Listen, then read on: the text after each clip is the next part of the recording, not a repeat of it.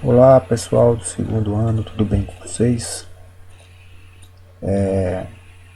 Vamos tentar relembrar soluções por meio da tecnologia, né? Um pouco aí da internet, certo? Então nós vamos começar a ver soluções, a rever, melhor dizendo, soluções. Lembrando que o que é que nós temos de soluções? O que é que nós vimos de soluções? O que é soluções? Tudo isso nós temos que ver. Concentração comum, molaridade, título. Isso nós precisamos relembrar um pouco, né? E quando a gente fala de soluções, a gente fala de misturas. Misturas homogêneas. Então nós vamos ver vários experimentos aqui. O experimento 1, nós temos uma sagezinha que diz assim. A mulher chega e diz: "Ai, acabou o frasco de calmante." O senhor, querendo ser gentil, diz: "Não preocupa não. Vou ligar o rádio que está cheio de música água com açúcar." Isso aí só é para quebrar um pouquinho, dizendo que a água com açúcar ela calma um pouquinho. Mas o nosso experimento é justamente a água com açúcar. Então, quando nós pegamos a água e misturamos com o açúcar, observe que as partículas se distribuem uniformemente por todo o líquido. Você não vê as partículas lá penduradas. Claro, vai depender da quantidade de açúcar. Se você pegar esse meio copo de água e colocar 1 quilo de açúcar, né? Aí está falando de um pouco de açúcar até o coeficiente de solubilidade que ela suporta. Toda vez que isso ocorrer, que as partículas se distribuírem uniformemente por todo o líquido, essa vai ser uma mistura homogênea ou solução. Nós temos um experimento 2. Observe que nós temos um punhado de areia e eu vou misturar essa areia com um pouco de água. Se vocês prestarem bem atenção na foto, a água vai ficar meio turvada. Então nós vamos ter uma partícula onde ela não se distribui uniformemente por todo o líquido. Ora, se ela não se distribui uniformemente por todo o líquido, vai ser uma mistura heterogênea. Nós temos o experimento 3, uma gelatina. Chega, deu água na boca, chega, deu fome. Ao se adicionar água quente a uma porção de gelatina e agitar, a gelatina vai se distribuir uniformemente por todo o líquido. Aparentemente, então, essa mistura vai ser homogênea. No experimento 4, nós temos o enxofre misturado com um pouco de água. Eu agito. Primeiramente, ele vai ficar parecendo um homogêneo, todo amarelinho ali, certo? E se você esperar um pouquinho, vai sedimentar então esse sólido e você vai conseguir distinguir visualmente aí as fases dele. Então, ao adicionar a uma porção de enxofre e com agitação, antes de sedimentar, a sedimentação do enxofre num dado momento, as partículas se distribuem uniformemente por todo o líquido. Então, antes de sedimentar, essas partículas elas estão sedimentadas por todo o líquido. Ela parece ser homogênea. Então, aparentemente, também aparenta ser homogênea. Lembre-se que é após a agitação, certo? Então, nós temos os sistemas que aparentemente são homogêneos. Nós temos o sistema 1, que é homogêneo, isso nós temos certeza. Nós temos o sistema 3, que aparentemente é homogêneo, a gelatina. E nós temos o enxofre lá, que é o sistema 4, que aparentemente é homogêneo. Os experimentos 1, 3 e 4 mostram substâncias que se distribuem uniformemente em outra na forma de pequenas partículas. Esse tipo de mistura nós chamamos de dispersão. Então, toda vez que nós vamos misturar alguma coisa e ela apresenta um caráter uniforme, nós vamos chamá-los de dispersão. O que é dispersão? São sistemas em que uma espécie se distribui de modo uniforme por toda a extensão de uma outra espécie. Então nós temos que ter duas espécies, certo? Essas duas espécies elas vão possuir nomes. Quais são esses nomes?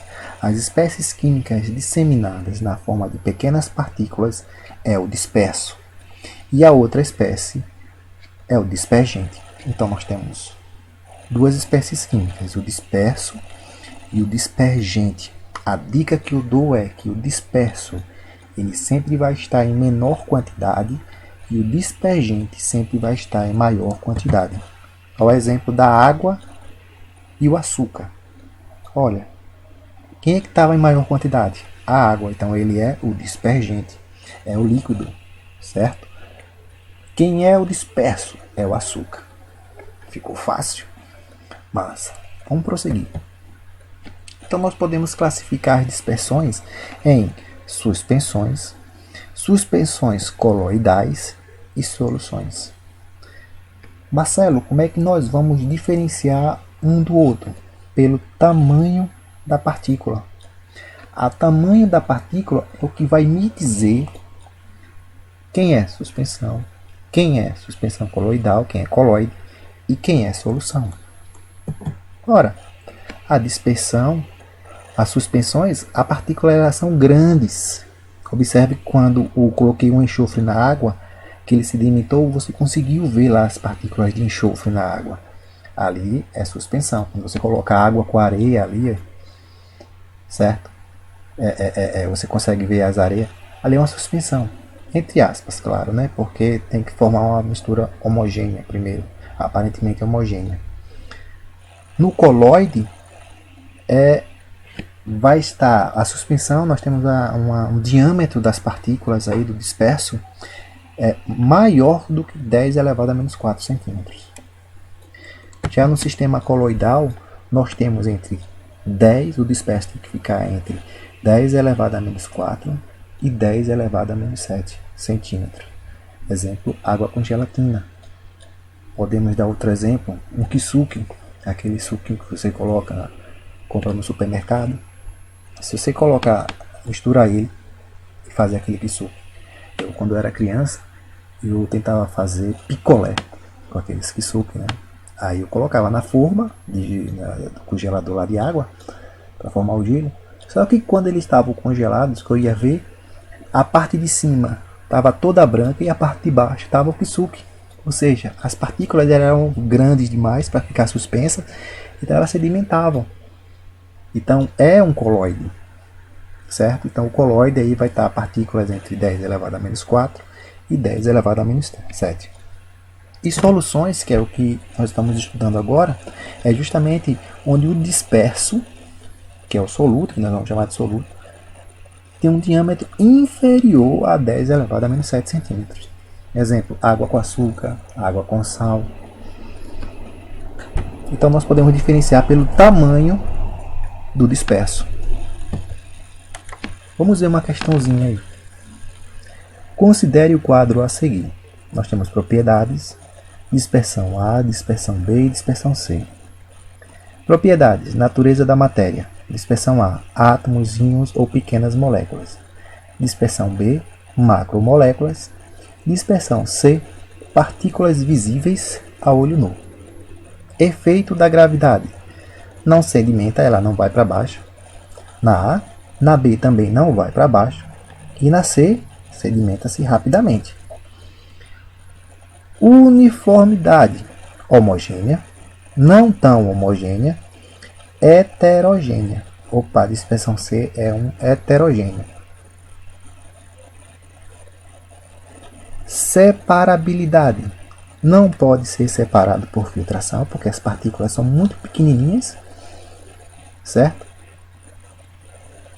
Na B, pode ser separado apenas por membranas especiais, pode ser separado por filtro. Logo, podemos afirmar. Bem, olhe só se vocês podem dar uma pausazinha e tentar resolver isso aí. Ora, então qual seria a resposta? Nossa resposta. Letra E. Por quê? A A é uma solução verdadeira. São partículas pequenininhas, certo? Quando você vai filtrar a água com açúcar, A água continua doce depois que você filtrar. Então ali é uma solução. O B é um coloide. Por quê? Porque não sedimenta, mas as partículas elas são um pouquinho grandes. E na letra C é uma suspensão. Por quê? Porque quando você viu no enxofre lá, as partículas elas sedimentam e vão para baixo.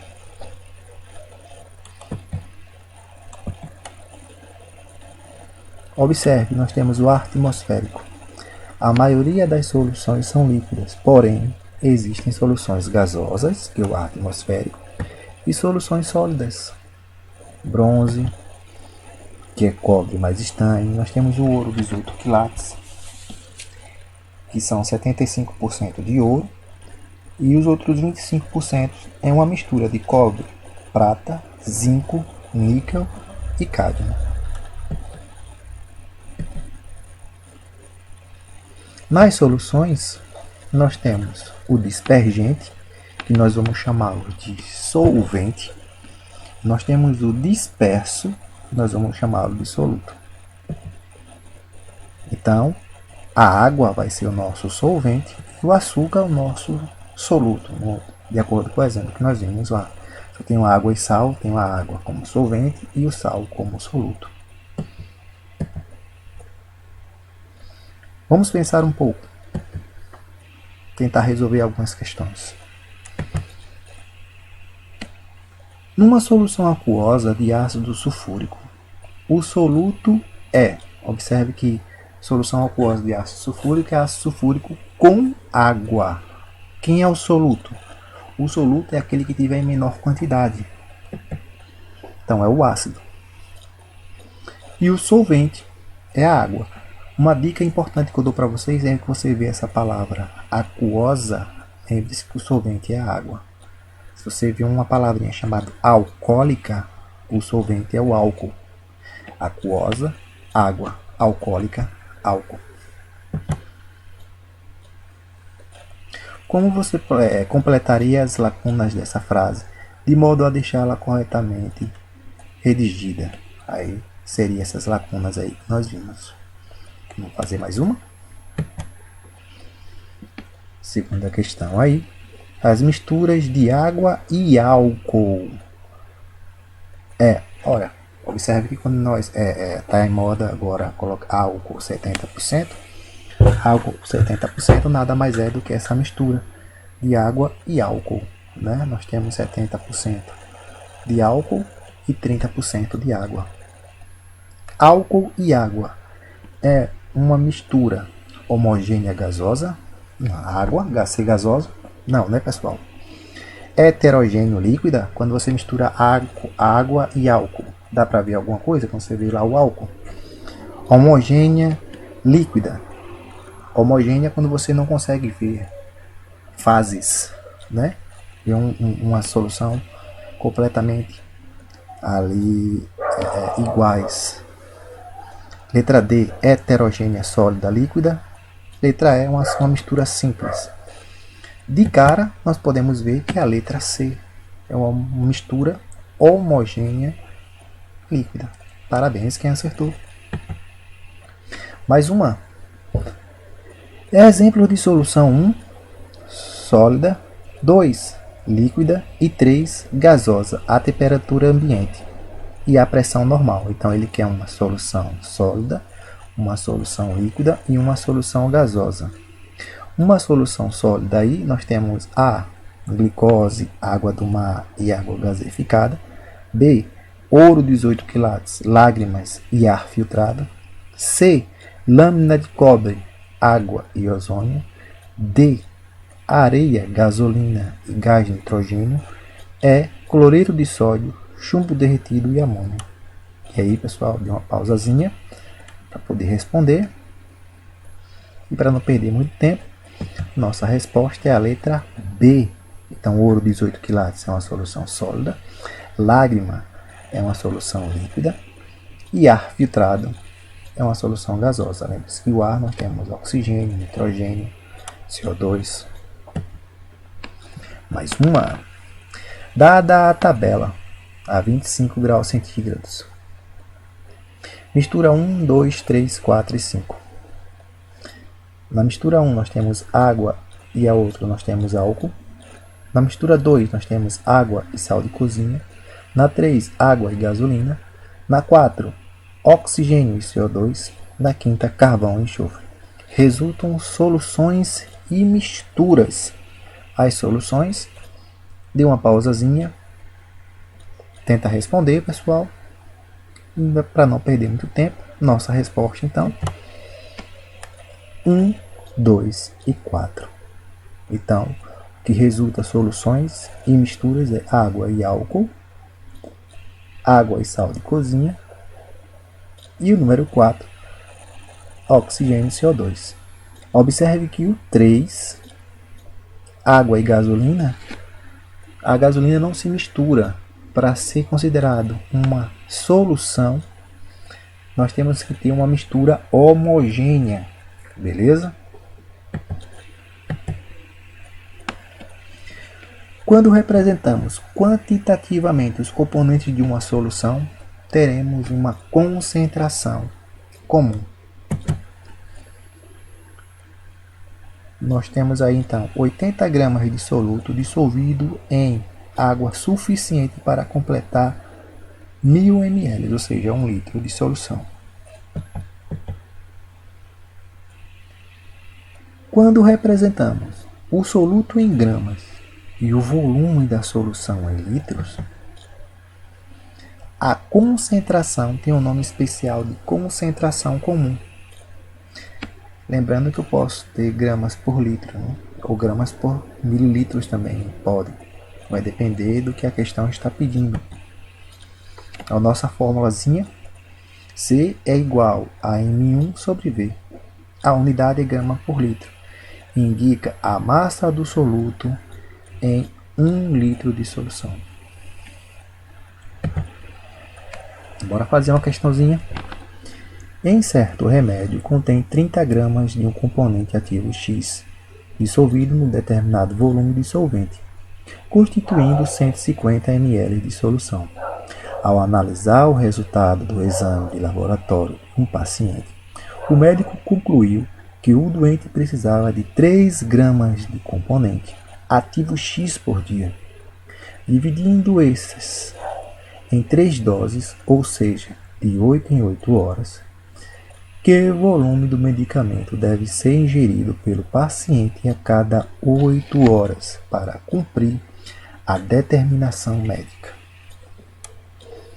Parece difícil, pessoal. Mas vamos ver como é que se resolve. 30 gramas em 150 ml. 3 gramas V. Você faz essa regra de 3. Vamos obter 15 ml. Dividido em 3 doses de 5 ml.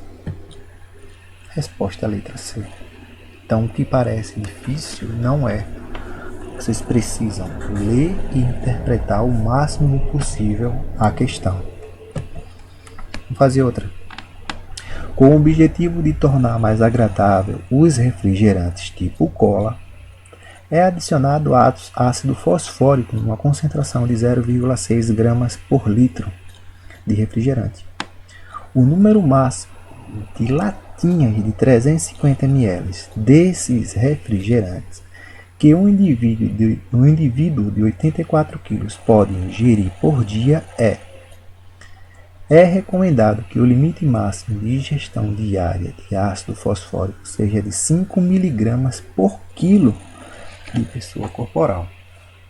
Vamos fazer? Ora, nós temos a concentração, que é 0,6 gramas por litro. Nós temos o volume, que é 350 ml. Só que eu tenho que transformar em litro. 0,35 litros. Qual é a massa, então, que nós temos? Aplicamos nossa fórmula, substituindo nossos valores para achar M1. M1, então, é igual a 0,6 vezes 0,35. M1 é igual a 0,21 gramas, ou seja, 210 miligramas em cada latinha. Uma pessoa de 84 quilos pode ingerir até 5 vezes 84, que é igual a 420 miligramas, que equivale a 2 latinhas. Resposta, então, 2 latinhas. 3. Uma das potencialidades econômicas do Rio Grande do Norte é a produção do sal marinho. O cloreto de sódio é obtido a partir das águas do mar nas salinas construídas nas proximidades do litoral. De modo geral, a água do mar percorre diversos tanques de cristalização até alcançar uma concentração determinada. Suponha que, em uma das etapas do processo, um técnico retirou 3 amostras de 500 ml de um tanque de cristalização, realizou a evaporação com cada uma das amostras e anotou as massas do sal resultante na tabela a seguir. Então nós temos aí 3 amostras, 1, 2 e 3, os volumes das amostras são iguais e a massa dos sais, 22, 20 e 24. A concentração média, então, de cada uma, né, que ele pediu, a média geral, vamos ver aí, 22 mais 20 vai 24 dividido por 3, nós temos a média, que vai dar 22 gramas. 22 dividido por 0,5, lembre-se que nós temos 500 ml, né? Temos que transformar em litro, nós temos 44 gramas por litro. Resposta, letra B. Densidade. O que nós precisamos saber da densidade? É a relação entre a massa sobre o volume.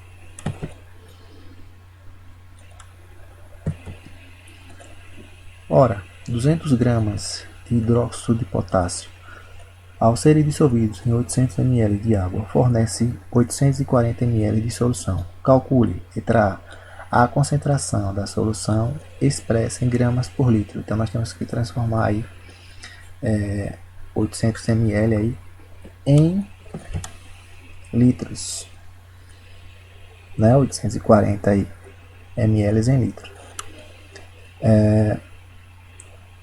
A massa ele deu, que é 200, o volume da solução, que é 840. Por que eu não peguei 800, que é da água? Porque a concentração comum é massa do soluto dividido pelo volume da solução. Isso nos dá aí um valor, 200 dividido por 0,84, nós temos 238,9 gramas por litro. Seria a concentração. Letra A. Letra B. A densidade da solução expressa em gramas por litro ou e em gramas por centímetros cúbicos. Então, densidade é a massa dividido pelo volume. Lembre-se que nós temos que é a massa de tudo, da solução, né? Não é M1. Quando eu coloco M1 é massa do soluto, M2 é massa do solvente. Quando eu coloco apenas M é a massa da solução.